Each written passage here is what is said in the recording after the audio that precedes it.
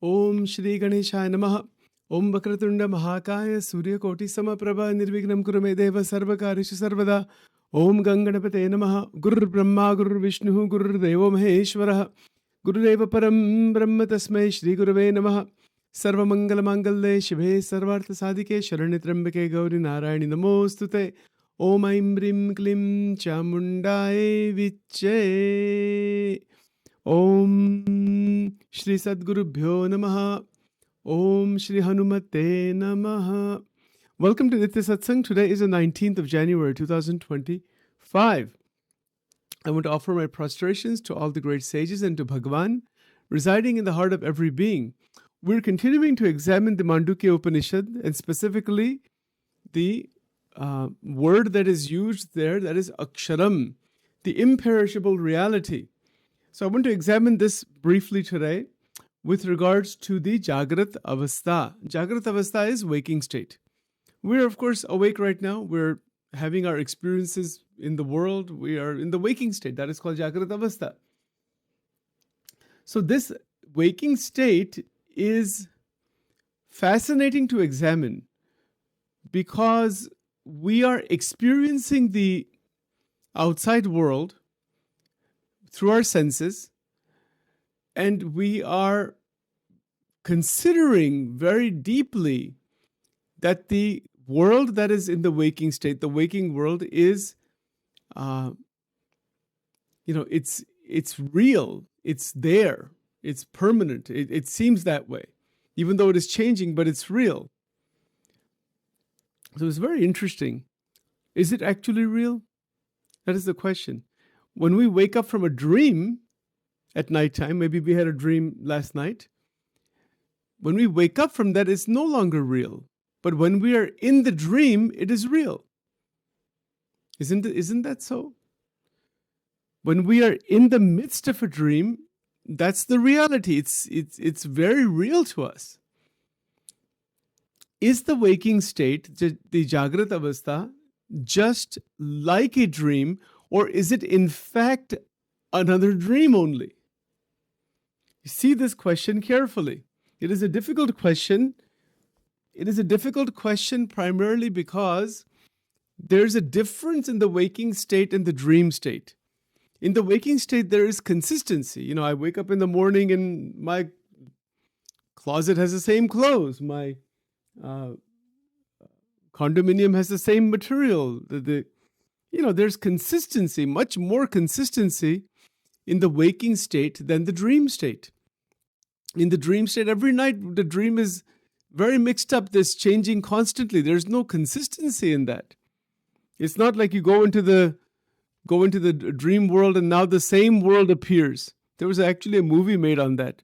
I forgot the name of the movie, but the person would go to sleep at nighttime and wake up in the dream world, and that would be as real as the waking world. So they were living two different lives. There's a movie on this. There are many movies on this dream versus waking and all that. Inception is a movie like that. There's a whole bunch of them. So it's a fascinating phenomena because we are moving through the three states. That's the reality. Right now, we are all in Jagrat Avastha, waking state. So what does Upanishad say about this? What is the goal of this Mandukya Upanishad? This notion of Brahman and Aksharam, that imperishable reality. Well, you can look at it several ways. One way is to wake up from the waking state. That's one way to look at it. Another way to look at it is to be in a state like Shushupti Avastha while being in a waking state. You're still awake doing everything, but you're untouched. In Shushupti Avastha, meaning deep sleep, there's no experience of any kind. One is not touched by anything. We have this experience. We go to sleep at nighttime and we're deep in deep sleep. Even if somebody shakes us, we don't wake up that easily. There's no experience of any kind. So this point about being in a state like Shushupti Avastha while awake is an enlightened state. In Vedas, Swaminarayan Bhagavan, he calls that Jagrutma Shushupti. You're awake. But the world, even though it is there, it is as if it is not there. Isn't that something incredible? It is there. We still see everything. But our senses, our internal mechanism, our internal energetic structure, all those things, they are not at all fluctuating or disturbed because of the experiences of interacting with the outside world. As if you are in Shushupti Avastha. As if you're not actually, but that is Gnan.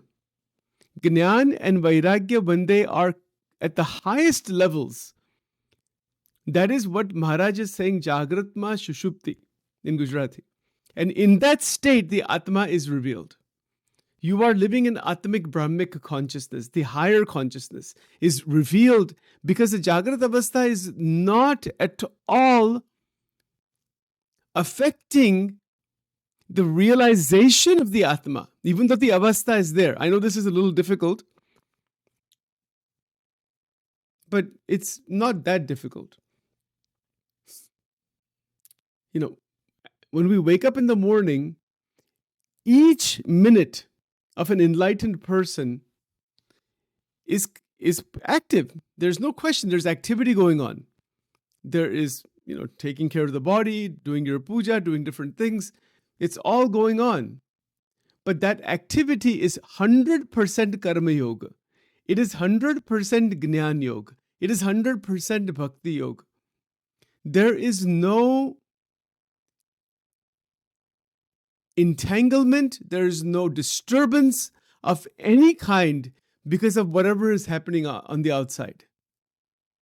Because the individual who is enlightened is awakened in the Jagrat Avastha as if it is Shushupti Avastha. It sounds strange. It is an awakening in the Jagrat Avastha as if one is in Shushupti Avastha. And that is the real awakening, rather than getting lost and stuck and trapped inside the Jagrat Avastha. Because the word Avastha means state of experience, and that's what it is. Right now, Sachin is talking to you. This person is talking to you. You are listening. You are in your own Jagrat Avastha. Sachin is in his Jagrat Avastha, waking state. But the question is there any type of entrapment in the Avastha? Or is there freedom in the Avastha through the Avastha? Through the state, freedom in the state. And what is that freedom? So, what Vedanta teaches us is that freedom can be thought of as in two ways. To be awake completely in the waking state while the state is going on, that is Aksharam, the imperishable. I am the Brahman. That is full awakening. And another way to talk about that is to be awakened in such a way that the waking state is as if one is in Shushupti Avastha while having the experiences. What an interesting way to understand this. Even to understand this intellectually is a big achievement. It's a big thing. Most people have never even thought about anything like this, probably. But this is what Vedanta is teaching us. And this is why when a bhakta is connected with Paramatma, Bhagavan, there is by krupa, by grace, awakening. Out of the binding nature of Jagrat Avastha, binding nature of Sapna Avastha, binding nature of Shushupti Avastha. One is unbound in all three, even though they exist. They exist, but one is unbound.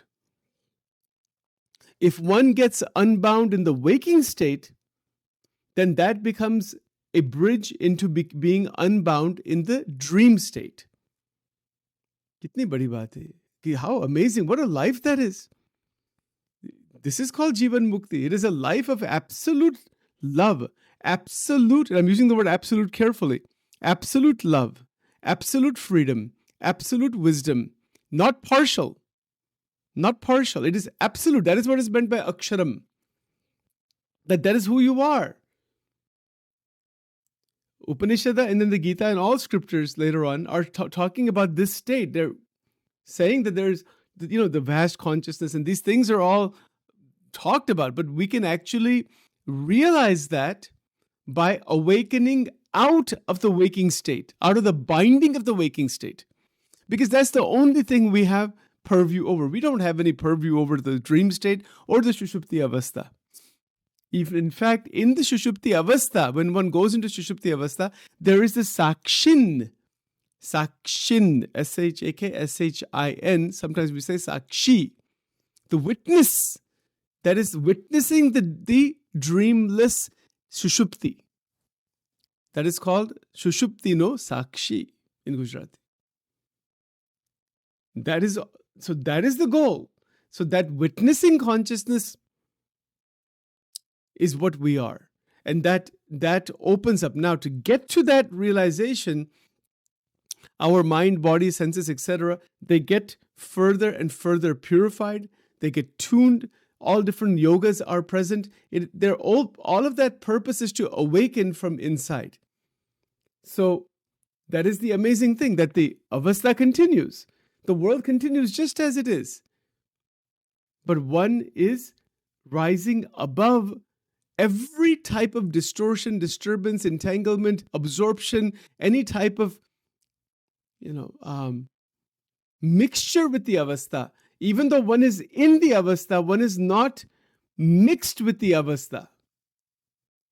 It's like if you have half a cup of water. Let's say you have half a cup of oil, like cooking oil. You put it, in the pot, and then slowly you put another half a cup of water on top, on there.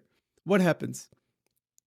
Even if you stir it, the oil never becomes water. The water never becomes oil. Even if you boil it, the oil remains oil. The water never becomes oil. Just like that, our Atma Tattva is absolutely separate from the three avasthas: waking, dream, and deep sleep. It is always separate. That is called the Vetirek Swarup of the Atma Tattva. The Anvay Swarup is when it is by mistake, by Agnan, it is feeling that I am trapped. I am the avasthas. I am the three bodies. I am the three states, the three gunas. And then that causes rebirth, the experience of rebirth. The Atma is not actually born anywhere. It is the experience of being born again and again and again. That is called Jeev ka Anvay Swarup. Garada Pratham 7, Vachanamrut. Vachanamrut mein is extremely clear. Couldn't be more clear. So this rebirth that is experienced, it is an experience for the Atma. Okay, so we have already at 8:03. I'm trying to watch time here. We'll continue on this further. It's a most extraordinary subject to even understand, and then to, of course, to be freed within that. So with that, we'll do the closing mantra right now. Om Dhyan Moolam Gurur Murtihi Mantra Moolam Gurur Vakyam Puja Moolam Gurur Padam Moksha Moolam Gurur Krupa Om Brahmanandam Paramasukadam Kevalam Gnana Murtim Dvandatitam Gagana Sadrusham Tattvamasyadi Laksham Ekam Nityam Vimalavachanam Sarvadhi Sakshi Bhutam Bhavatitam Triguna-rahitam Sadgurum Tam Namami Om Durge Durge Rakshini Tata Swaha Om Shri Durga Arpanamastu Om Shri Radha Krishna Arpanamastu.